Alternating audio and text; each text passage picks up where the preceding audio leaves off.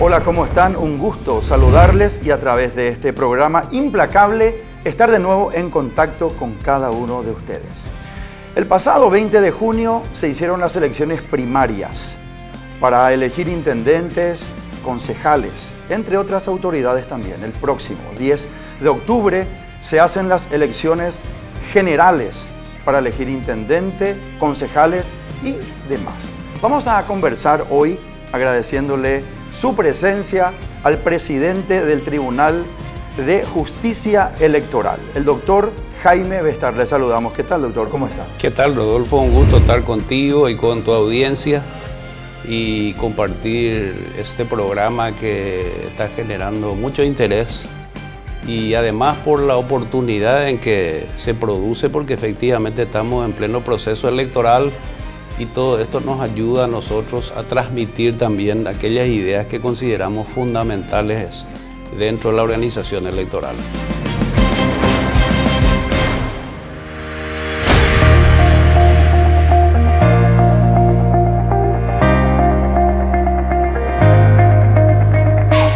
Jaime José Bestard Duszek nació en la ciudad de Asunción el 6 de septiembre de 1958. Casado con Claudia Daniel, tiene dos hijos, Astrid y Juan Fernando. Egresado de la Facultad de Derecho y Ciencias Sociales de la Universidad Nacional de Asunción, obteniendo el título de abogado en el año 1983. En 1992 fue asesor jurídico de la presidencia de la Convención Nacional Constituyente. Se desempeñó como asesor jurídico, ministro secretario general y jefe de gabinete civil de la Presidencia de la República. Ejerce la magistratura en el fuero electoral desde agosto de 2013, año en que fue designado como miembro del Tribunal Superior de Justicia Electoral, siendo electo como vicepresidente para dicho ejercicio. Fue coordinador general de las elecciones generales del 22 de abril del 2018 y de la Comisión de Transmisión de Resultados Electorales Preliminares, TREP, y equipo técnico de las elecciones municipales del 15 de noviembre de 2015. En el ámbito internacional participó en calidad de coordinador general de la misión electoral de la Unión de Naciones Suramericanas, UNASUR, en el referendo constitucional del Estado Plurinacional de Bolivia en fecha 21 de febrero del año 2016. Participó como observador electoral internacional de procesos y actos electivos registrados en diversos países. Como panelista, participante, coordinador y disertante, estuvo en diversas reuniones, asambleas, encuentros, seminarios y cursos llevados a cabo en el exterior. El ministro Jaime Bestard actualmente se desempeña como presidente del Tribunal Superior de Justicia Electoral.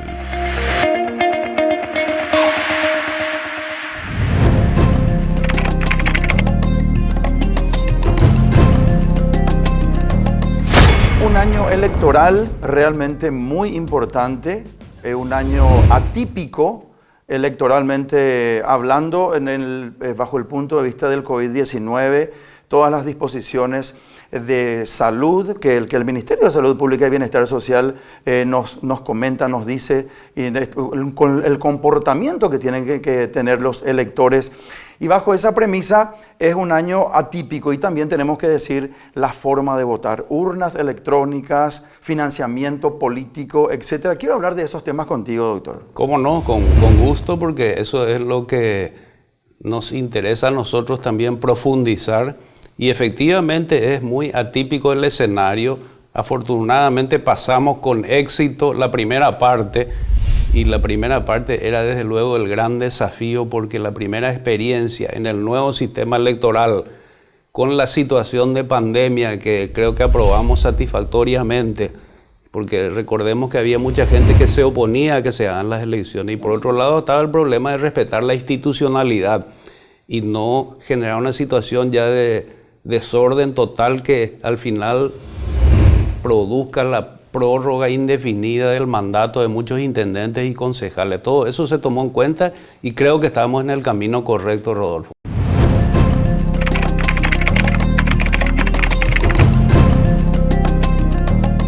El Tribunal Superior de Justicia Electoral, ¿qué papel fundamental juega en las primarias y qué diferencia existen en las generales? Es buena la pregunta porque tradicionalmente con el sistema electoral anterior el papel de la justicia electoral en las internas se limitaba a un soporte logístico, apoyo, por ejemplo, en cuanto a recursos humanos, y sí un apoyo directo en el TREP, en la transmisión de resultados electorales preliminares.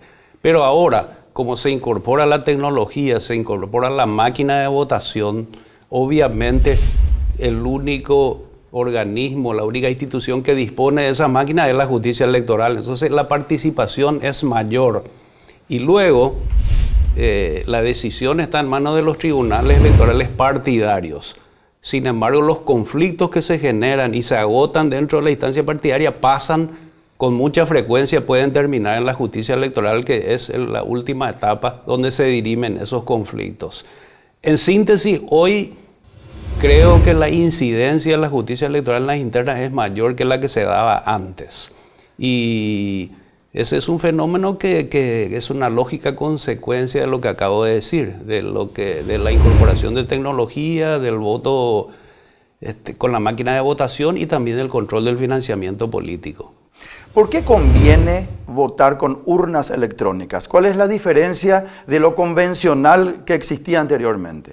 Bueno, acá se da una situación muy peculiar. Cuando se sanciona la ley que establece el desbloqueo de las listas, se impone también la obligación de utilizar urnas electrónicas. En la misma ley se establece la obligatoriedad del uso de tecnología en el proceso de votación. Claro. Pero además, como el desbloqueo implica una complejidad muy grande, en el escrutinio especialmente, sin tecnología sería casi imposible hacer, porque el desbloqueo implicaría hacer el cómputo de los votos de la lista, luego el cómputo individual de cada uno de los candidatos, luego la distribución proporcional. Y tenemos la experiencia que la hemos visto en otros países donde se quiso hacer el desbloqueo sin tecnología y terminó en un caos. Nos fuimos a una elección en El Salvador, recuerdo muy bien, eran las 12 de la noche y era imposible concluir el escrutinio porque ellos diseñaron un conteo manual y la gente estaba agotada, los integrantes de mesa se levantaban, se retiraban y era un verdadero caos. Se tuvo que llegar a un acuerdo político para resolver el problema. Pero afortunadamente la experiencia ahora nos demostró que aún con la complejidad del sistema se pudo hacer rápido. Los resultados estaban a las 8 de la noche, estaban incluso los del Partido Liberal, que le agregó una complejidad porque hizo sus elecciones internas de autoridades partidarias también al mismo tiempo. Del directorio del PLRA. Del directorio del PLRA, comités convencionales y elección de juventud liberal. Así que la cantidad de candidaturas que tenía el Partido Liberal era una complejidad enorme. Aún así, la máquina respondió perfectamente y aquello que nosotros pensábamos que el escrutinio iba a concluir a medianoche, para las 8 o 9 de la noche estaba todo terminado.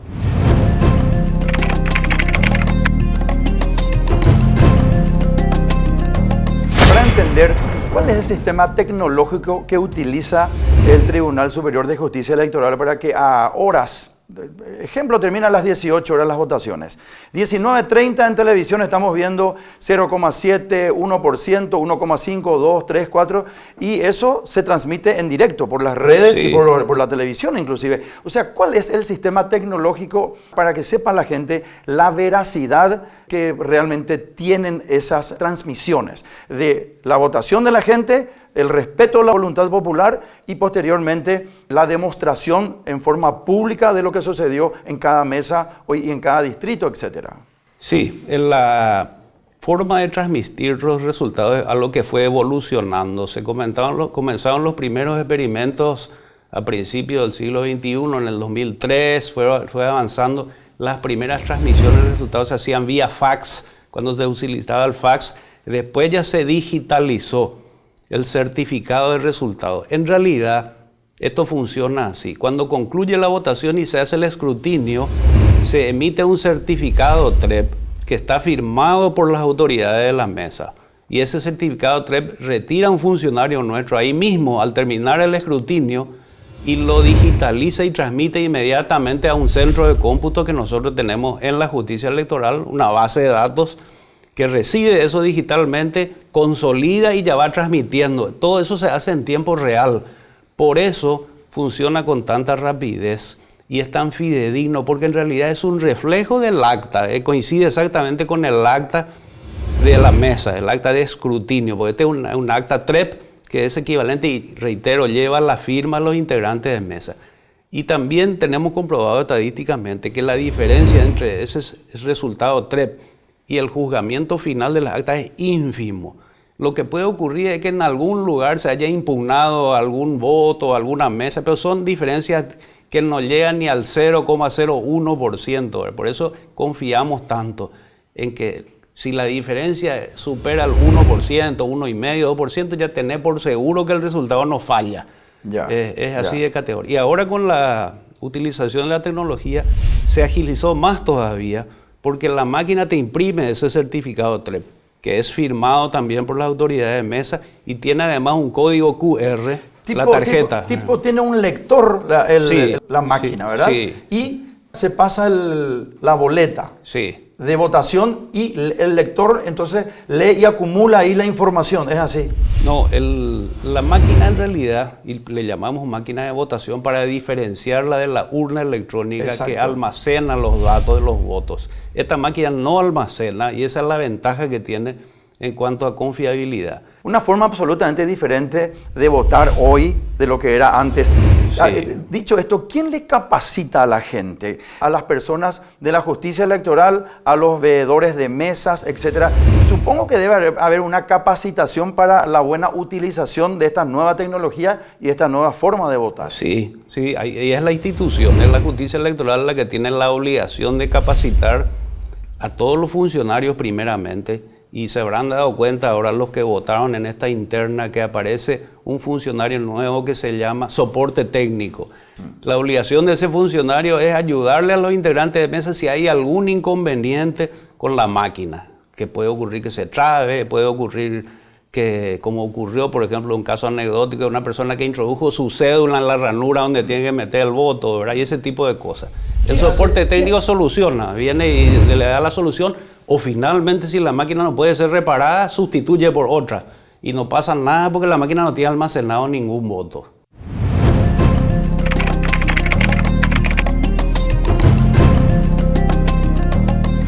Jaime, ¿te puedo decir, Jaime, como sí, hablamos fuera de cámara, no. que te podría llamar de esa forma? Jaime, el tema del financiamiento político. Sí. Vamos a recordar que cuando un candidato o una candidata se presenta, él, la esposa y parte importante de la familia, no sé si los hijos también, siempre, o sea, tienen como una lupa para saber y tomar una referencia de la parte económica. ¿Para qué? Para reglamentar y hacer la trazabilidad de lo que se llama el financiamiento político. Sí. Dicho esto, ¿cómo articula el Tribunal Superior de Justicia Electoral para poner una lupa y tener realmente el mapa de lo que está ocurriendo en forma precisa? Ese es el otro gran desafío de la transformación del proceso electoral. La segunda pata, que es el control del financiamiento. El control del financiamiento en política se da en todos los países del mundo en mayor o menor medida, con mayor o menor eficiencia. Y se dice desde luego que, como decía un autor americano, el dinero es la leche materna de la política. Es inevitable que se mueva dinero en la política, por todo lo que implica hacer una campaña electoral, el financiamiento de esas campañas, de las candidaturas, etc. El tema es cómo hacer para controlar, y bien dijiste, la trazabilidad del dinero que se utiliza en la política, de manera que ciertos factores no puedan alterar la normalidad y la equidad dentro de la competencia electoral. Es decir, que no surja, por ejemplo, un grupo de presión o un superpoderoso que maneja intereses económicos demasiado grandes y que sea imposible vencerle en una contienda electoral. En todo ese orden de cosas se sancionó una nueva ley en el Paraguay que puso mayor intensidad en el control. Y realmente la justicia electoral siempre tuvo a cargo el control del financiamiento, pero era un control muy de forma que consistía prácticamente en una revisión superficial. Había transferencia al Ministerio de Hacienda y la justicia electoral transfería a las fuerzas políticas de acuerdo a los votos obtenidos, etc.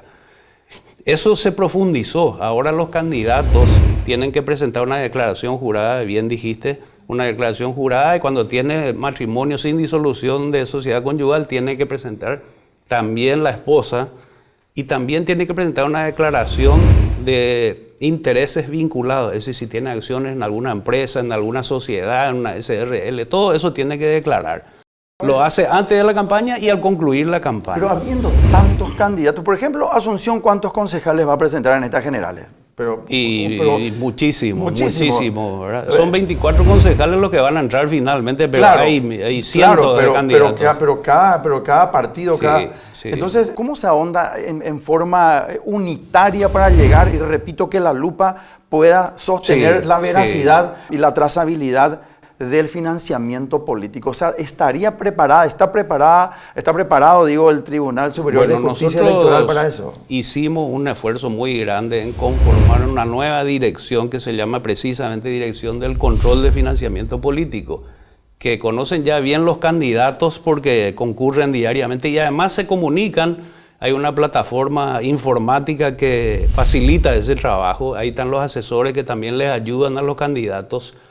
Y debo decirte que sorprendentemente, y acá quiero resaltar algo del carácter del paraguayo, cuando se propone hacer algo en forma o le preocupa algo, cómo puede hacer bien las cosas. Sorprendentemente un porcentaje muy alto de candidatos cumplió con el requisito.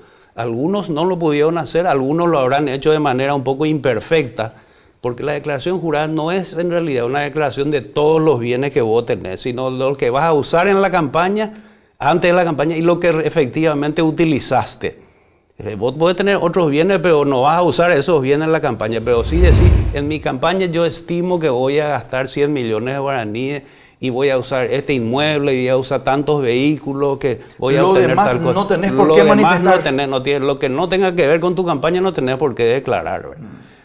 Entonces eso facilita la trazabilidad y nosotros trabajamos en red con CEPRELAT, con la Secretaría de Estado de Tributación, con la Contraloría, y hay también allí unos luces, unos toques de alarma que pueden saltar en una de las partes de nuestra dirección y pueden de repente revelar que hay un movimiento inusitado en un municipio X, y entonces nos comunicamos con CEPRELAT para que se haga una investigación al respecto. Vamos a suponer que estamos hablando de un distrito pequeño, un distrito donde hay 10.000 electores y sin embargo se están moviendo millones de dólares de repente en ese distrito. Obviamente salta una luz de alarma y eso se comunica a CEPRELAT para que CEPRELAT haga un estudio, una investigación conjuntamente con nosotros sobre por qué se está moviendo tanto dinero en un distrito, dónde está el origen de esos fondos, ¿verdad?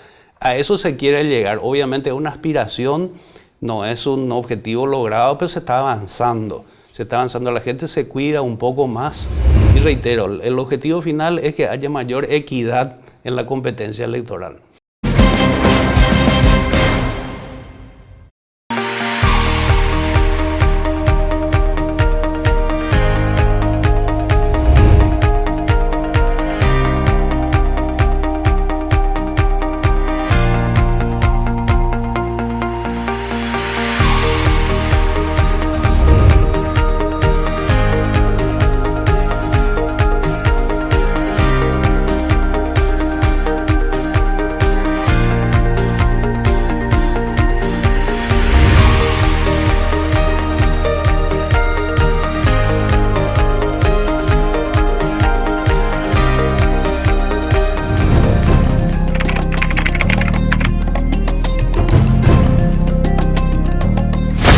famosa compra de cédulas.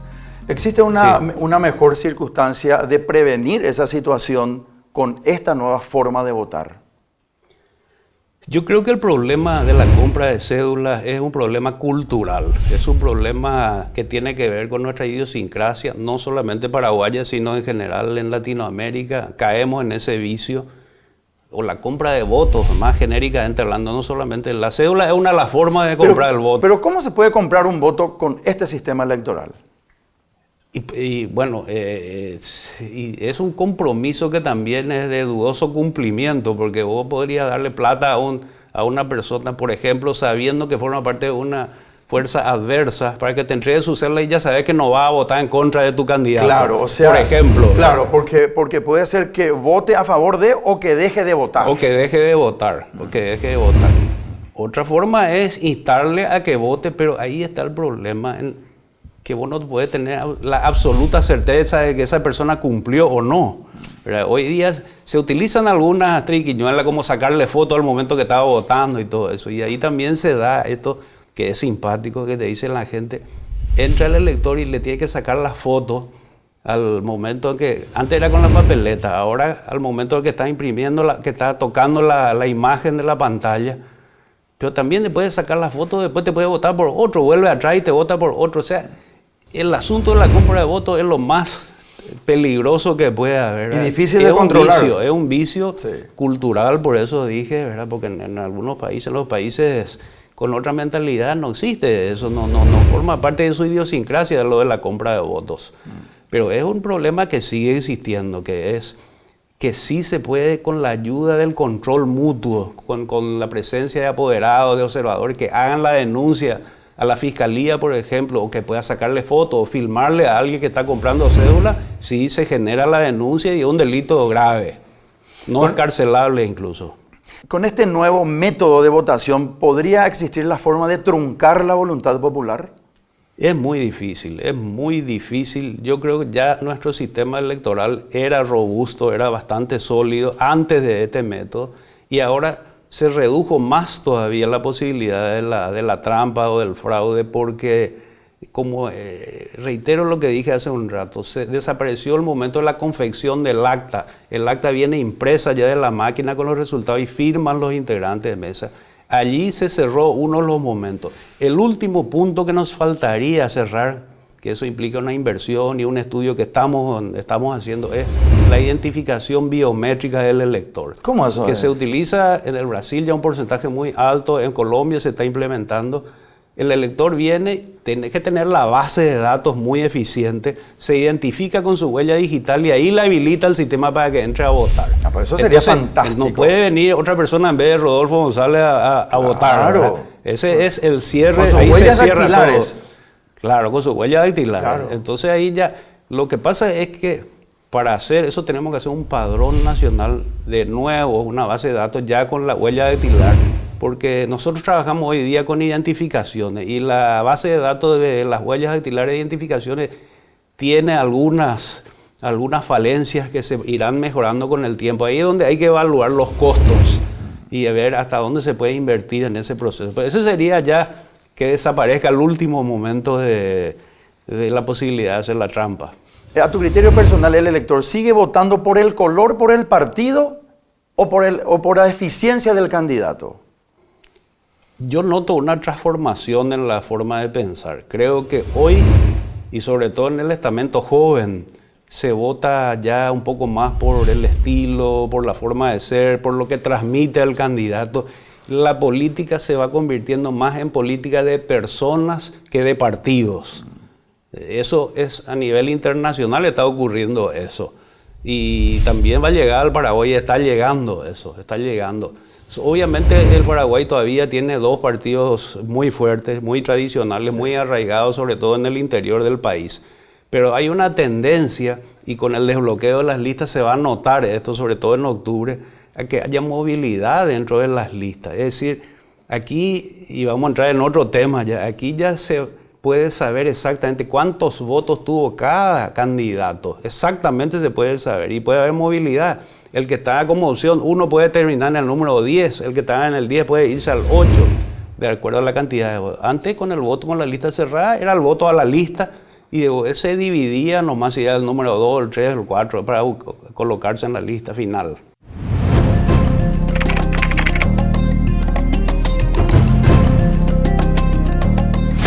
¿Qué pensás acerca de la reelección?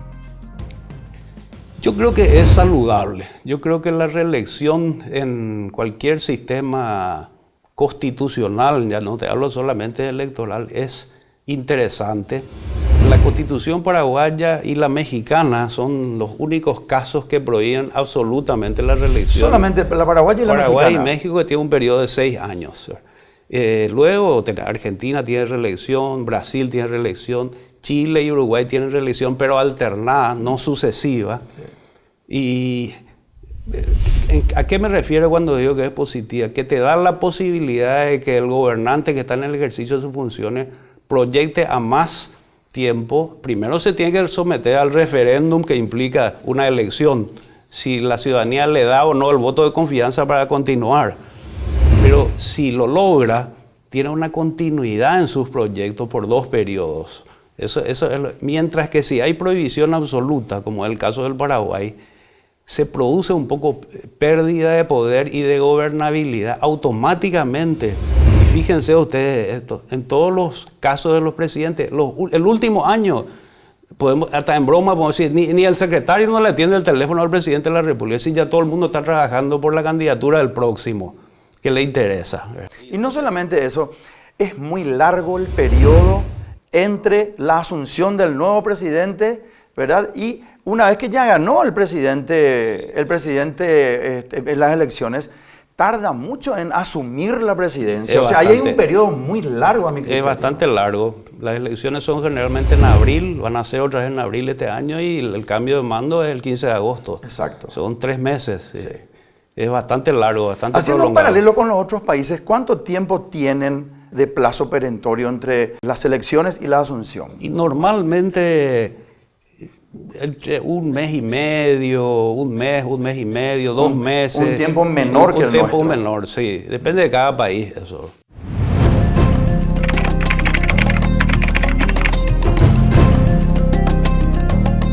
¿Hace cuánto tiempo existe el Tribunal Superior de Justicia Electoral?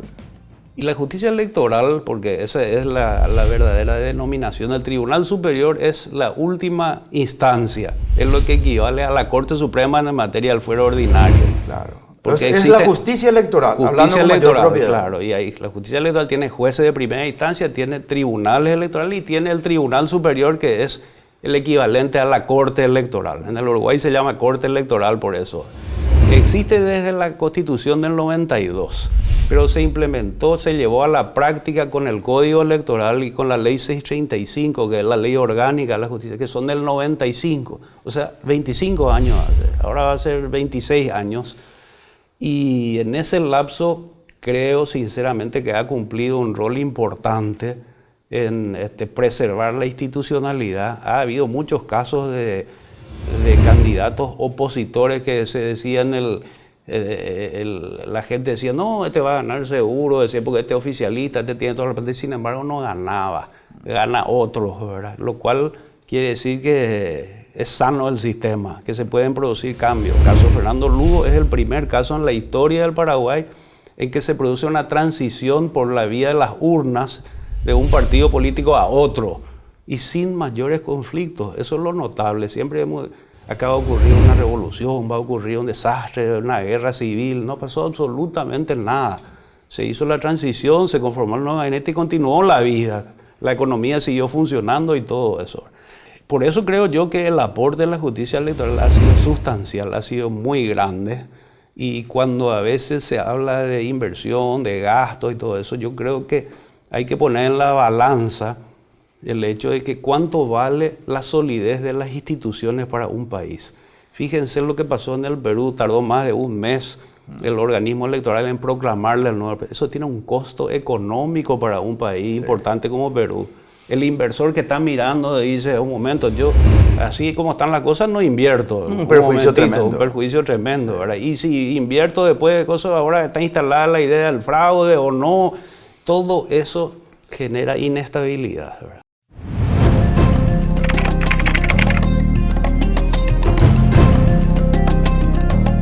Y hablando de tu persona, yo recuerdo, porque nos conocemos hace mucho tiempo, y tengo que decirte públicamente que siempre gozaste de mi admiración como un excelente profesional. Estuviste en el estudio jurídico Gloria con el finado patrón Encina. Con él, y me siento muy orgulloso de haberme formado con el doctor Encina, que era una autoridad en materia Patrón no Encina solamente Marín. penal, en todo el derecho, en todo el campo del derecho. Él fue mi profesor en la facultad, nos conocíamos de familia y yo siendo estudiante me acerqué al estudio y él me incorporó. Y yo trabajé muchos años en la profesión, más en el área civil y en el área constitucional, y luego me fui formando también en el área electoral. ¿Qué ocurrió para que finalmente integres parte importante y como autoridad dentro de la justicia electoral? Y por un proceso casi lógico, casi natural, porque trabajé muchos años como apoderado, resulta que todos los apoderados de los movimientos, de las candidaturas, se van especializando en el manejo del código electoral, de los procesos electorales, y eso te va dando una práctica. Y eso yo lo hice durante bastante tiempo. Paralelamente al ejercicio de la profesión, era apoderado de algún sector político. Yo fui parte del Partido Colorado, fui miembro de la Junta de Gobierno y fui apoderado general del Partido Colorado muchas veces. Hoy estoy en una función donde tengo que respetar la absoluta neutralidad y si bien provengo de un partido político, trato de actuar con la mayor ecuanimidad posible. ¿Del Partido Colorado? Del Partido Colorado, sí. No puedo hacer política porque la ley me prohíbe. Eso es categórico, ¿verdad? Y además trato de actuar con absoluta imparcialidad. Pero ahí es donde se va formando el vínculo que al final me induce a mí a presentarme a la terna, porque la elección de los miembros del TSJE es a través de una terna similar a la Corte Suprema, una terna del Consejo de la Magistratura, elige al Senado con acuerdo del Presidente de la República. Sí. Se jubila el año próximo el doctor Alberto Ramírez Zamonini, el ministro, ¿verdad? Sí, sí, y la ministra Huapenca también. ¿También? Sí. Entonces 2 sitios van a quedar con vacancia. Sí, por el cumplimiento de la edad de 75 años.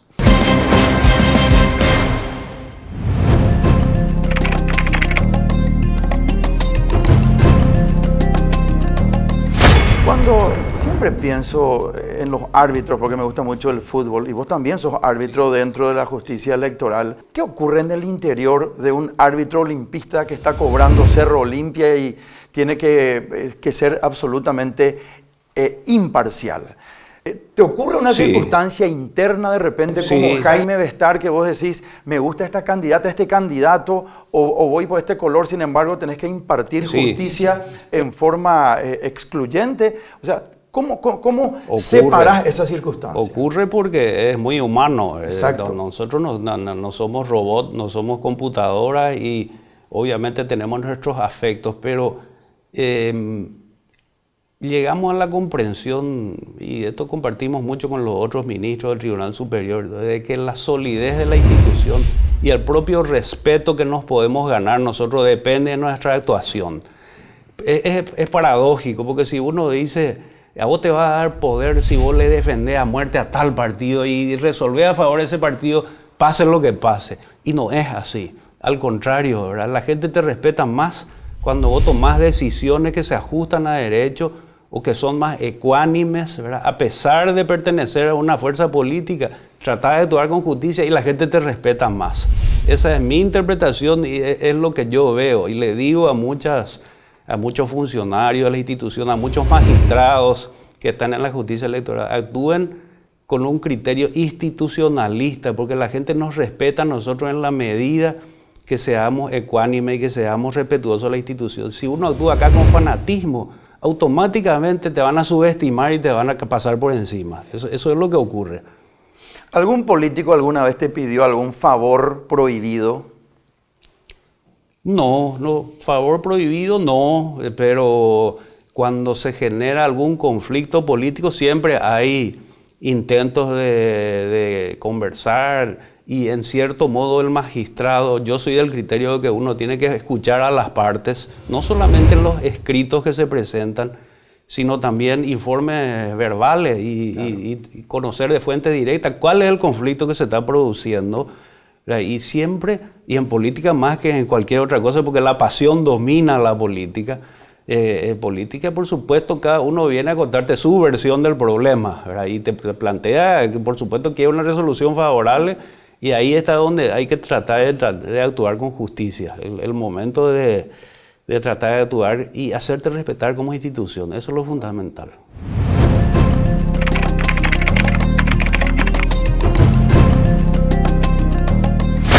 ¿Cuántos funcionarios tiene hoy día la justicia electoral? Tiene 6.300 funcionarios. ¿Y cuántas direcciones? Y tiene como 13 direcciones, ¿verdad? De las cuales las más relevantes son la Dirección de Administración y Finanzas, por supuesto, la Dirección del Registro Electoral, la Dirección de Informática, la Dirección de Servicios Electorales, la que se encarga de toda la logística de las elecciones, que es fundamental, ¿verdad?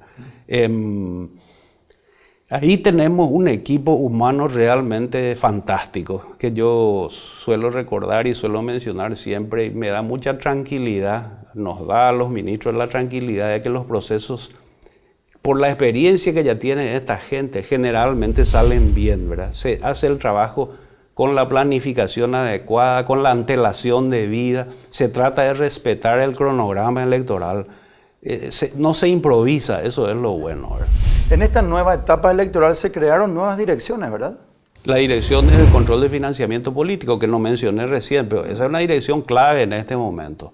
Por ejemplo, sí, esa es una nueva dirección que tiene varias subdirecciones adentro, pero reitero, la clave del éxito está acá en la capacidad de organización y evitar que el día de las elecciones ocurra algún incidente grave que paralice, porque acá no se puede fallar, es como decía Usain Bolt, yo entreno 2 años para correr 9 segundos y 9 segundos yo tengo que ser perfecto en mi trabajo, si no, de nada me sirve haber planificado.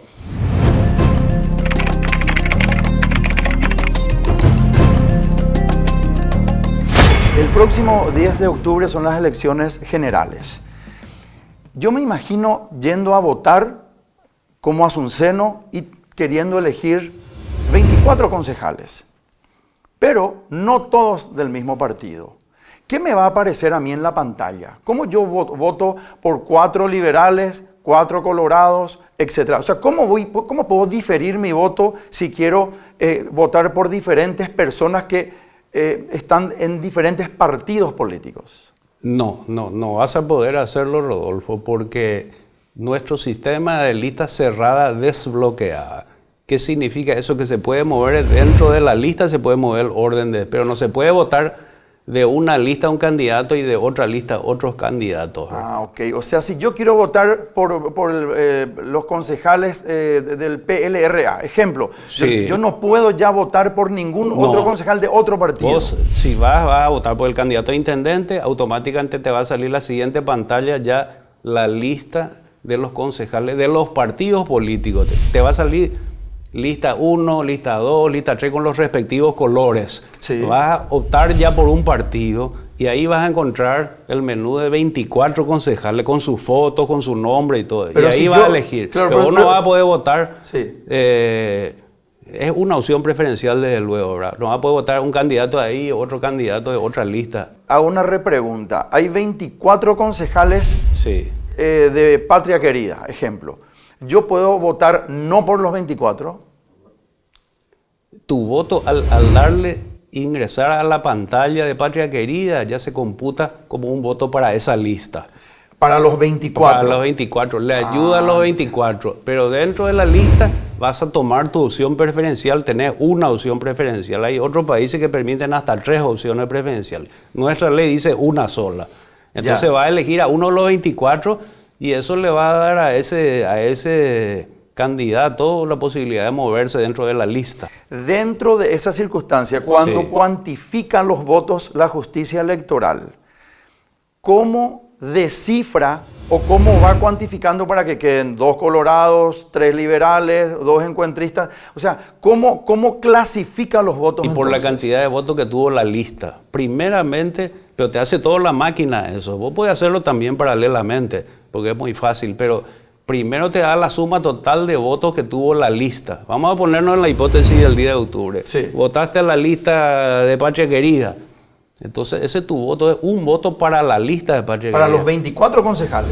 Sí, para determinar la cantidad de bancas que va a tener esa lista en el total.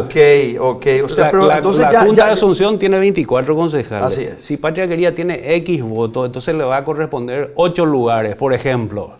Y de los 8 lugares, el primero de los de Patria Querida va a ser el más votado entre la lista de Patria Querida. Claro, el segundo, el tercero, tiene cuarto, muchísimo así. que ver del 1 al 24 de cada lista de los partidos. Por eso se da el fenómeno, y ya lo estuvimos hablando con muchos candidatos, concejales de los diversos partidos.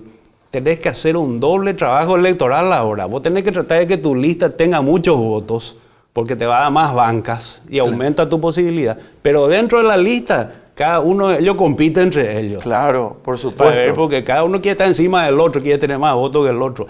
Todos juntos estiran el carro Pero en el alguna 24 medida. puede terminar 5. Sí, claro, claro que sí. Porque tuvo más votos de preferencia. Así Porque mismo. más gente se fue y eligió unitariamente a Así ese mismo, candidato. así mismo. Eso va a depender de la cantidad de votos preferenciales que tenga él en la votación, en la decisión de los ciudadanos. Primero, el sistema va a determinar cuántas bancas le va a corresponder a ese partido. Repito lo que según te los dije, votos de la lista. de la lista. Entonces, eso te va a decir, voy a poner un ejemplo directo. El Partido Colorado normalmente tiene 11 o 12 bancas en Asunción, la mitad más o menos. 11 creo que tiene hoy día. Puede tener, vamos a suponer que tenga 12 bancas de acuerdo a la cantidad de votos que haya tenido la lista. Pero en lugar dentro de los 12 van a entrar los 12 más votados en el orden de votación. Claro. Aunque esté en el número 24 de la lista presentada por el Partido Colorado. Claro, ejemplo, el Partido Colorado mete 10 concejales. Sí. Puede entrar el 5, el 8, el Totalmente. 12, el 13, el 14, el Totalmente. 15 y el 24 Sí, y sucesivamente sí, hacia arriba o hacia sí. abajo. Así mismo. Así funciona. Y la preferencia de la lista es un voto. ¿Por cuántos candidatos a concejal se puede votar dentro de una lista? Por uno solo. Por uno solo. Por uno solo. Una opción preferencial. ¿Verdad? La máquina automáticamente al ejercitar ese voto ya no te da la posibilidad. Puedes volver atrás y sustituir. Puedes corregir si te equivocaste o no te gustó, volver atrás y le cambiar ese voto por otro. Pues siempre es uno solo. Claro, entiendo. Y en el 2023 ese mismo sistema va a tener diputados y senadores. Sí, diputados y senadores. El mismo por sistema. supuesto, sí. Va a tener la cantidad de diputados, va a depender de la cantidad de diputados que le corresponden al departamento, porque la Cámara de Diputados es la Cámara departamental o regional, mientras que la Cámara de Senadores es un solo colegio electoral, es todo el país. Son 45 senadores. Claro, ¿verdad? claro. Pero va a ser el mismo principio. El mismo principio. Acá lo interesante es, la peculiaridad es que, reitero, los candidatos tienen que trabajar por la lista, todos juntos tienen que estirar el carro. No es ya que, vamos a suponer, me voy a proyectar el escenario de senadores para el 2023. 45 senadores, cada partido tiene que presentar una lista de 45 senadores titulares y suplentes. Sí. Y se supone que el partido X puede meter 20 más o menos, ¿verdad? Pero el esfuerzo de todos los 45 tiene que ser para que tengan la mayor cantidad de votos su lista, para que tenga más bancas. Puede meter 22, puede meter 23, puede meter 21 si no trabajan todos en equipo. Y entre los 21 o 20 que entren, el lugar 1 va a ocupar el que tiene más votos, el lugar 2 el segundo más votado, el tercero más votado y así sucesivamente. No es que se va a dividir nomás ya con un divisor como se hacía normalmente. Hoy día, hasta con el sistema anterior, vos votabas la lista del Partido Colorado, por ejemplo, tenía la foto del cabeza de lista, ¿verdad? Y el número 2 decía, bueno, si el primero tuvo 900.000 votos, la lista tuvo 900.000 votos.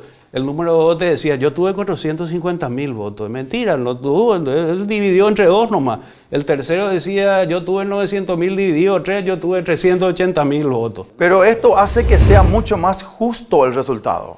Y es lo que se está analizando. Yo pongo sobre la mesa porque el debate está interesante, el debate está intenso.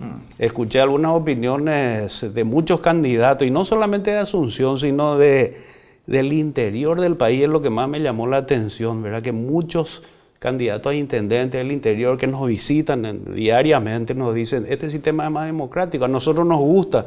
Nosotros tuvimos, por ejemplo, en tal distrito, fulano de tal se creía el dueño de todos los votos y ahora terminó en el 5.º lugar, ¿verdad? Él creía que era el dueño de todos los votos y siempre se presentaba como tal. Y sin embargo, este otro, que es un tipo querido en la comunidad, ahora terminó primero. Es el número 1 porque le votó la gente, ¿verdad? Claro. Finalmente, para cerrar este capítulo, lo que entiendo es que, ejemplo, dentro de los concejales, trabajemos juntos porque sea mayor votada nuestra lista, pero Sí. finalmente yo compito en tu contra Sí, en sí, forma independiente claro, también, ¿verdad? Así claro, funciona. Así mismo.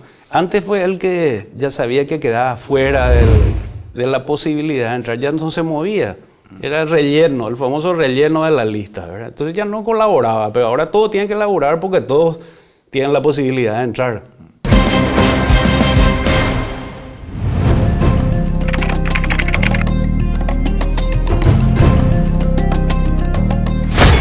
En esta última parte del programa, Jaime, que le llamamos el bloque de emociones. Sí. Unas preguntas, unas referencias con una escueta respuesta. ¿Cómo no? ¿Qué te hace feliz? Me hace feliz mi familia, me hace feliz el fútbol. ¿Liberteño? Liberteño de tercera generación. Mis hijos también son liberteños. Me hace feliz viajar. Viajar me encanta porque me abre el panorama mental, me abre al mundo, ¿verdad? Realmente. Esas tres cosas te citaría como principales, ¿verdad? ¿Qué es lo que más valoras en un ser humano? La franqueza, el ir de frente y el expresar claramente sus ideas. Respeto mucho el carácter, la tenacidad, la perseverancia de una persona, valoro mucho. Creo que uno pues siempre hace un autoanálisis también y dice, en esto yo podría haber sido mejor, o en esto sí soy bueno y en esto no soy tan bueno. Me parece que la virtud de los triunfadores en la vida es la tenacidad y la perseverancia. ¿Qué significa la familia para vos? Todo, la familia, sin esa tranquilidad espiritual de irte y poder compartir y sentirte sobre todo respetado por tus hijos, por tu esposa, eso vale muchísimo, te da una solidez capaz de aguantar cualquier ataque. Y contrariamente, cuando no tenés esa tranquilidad, cualquier ataque débil te puede desestabilizar. Finalmente, agradeciéndote tu presencia, tu tiempo y este espacio implacable que compartiste con nosotros. Antes de cerrar este programa y hacerte la última pregunta, quiero hacer público mi gran cariño y admiración hacia tu suegro, a quien yo le llamo mi ángel de la guarda, el doctor Juan Daniel. Qué lindo. Sí.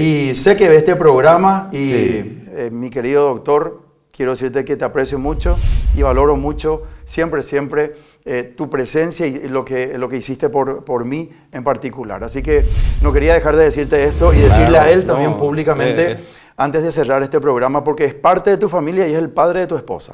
Es el padre de mi esposa y es un referente para mí como ser humano y como profesional.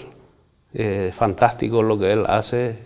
A su edad él trabaja más que cualquiera de nosotros. Impresionante, ¿verdad? Y la forma de actualizarse en los conocimientos médicos es algo casi increíble lo que él hace. Así que yo plenamente consustanciado con lo que decís, y de luego que todos mis amigos, todos los conocidos que tengo que han sido atendidos alguna vez por él me expresan estos mismos sentimientos, sobre todo por su gran condición de ser humano.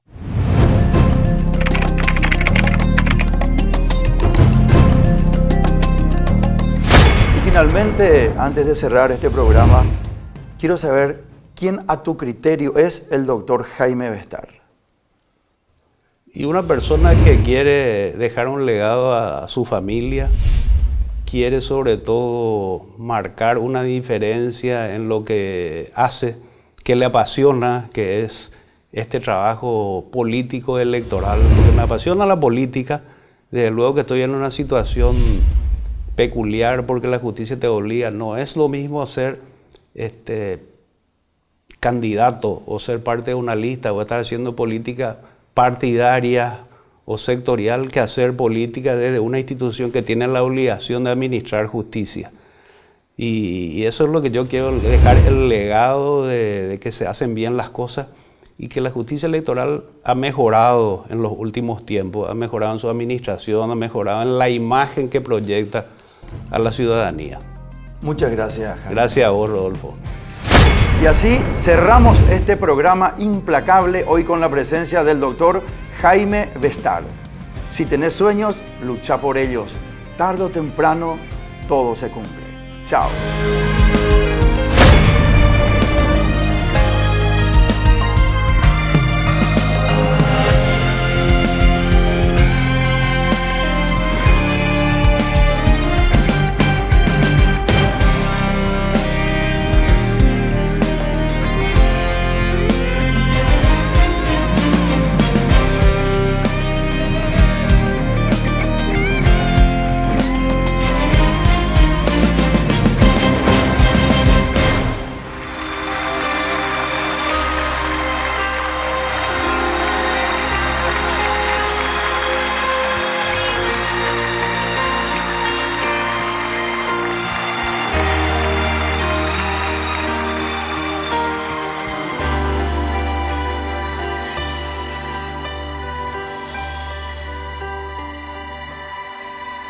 Tú ni te imaginas, dentro de mis sueños, de qué forma tiemblas cuando yo te beso.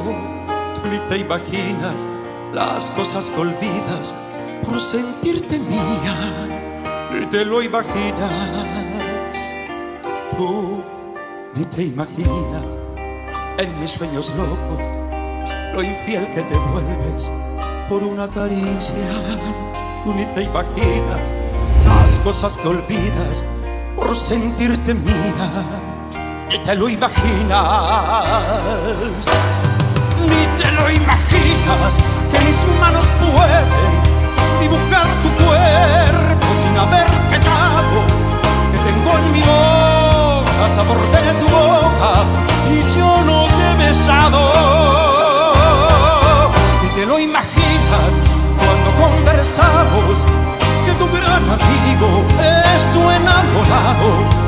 Ni te lo imaginas cuando nos miramos en cualquier momento. Te robo y nos vamos.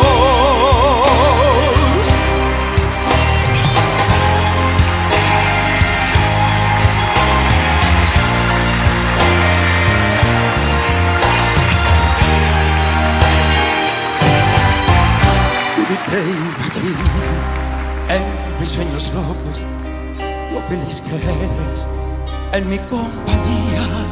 Tú ni te imaginas las cosas que olvidas por sentirte mía, ni te lo imaginas.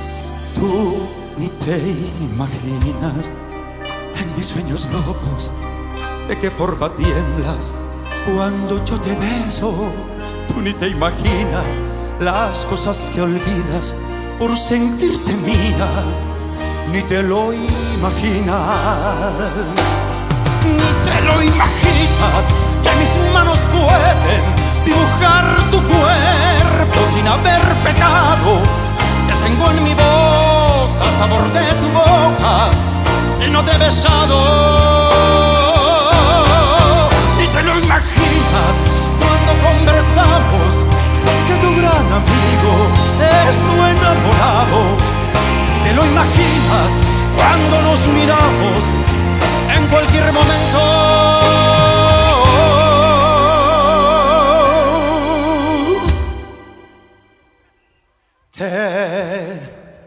Te robo y nos vamos.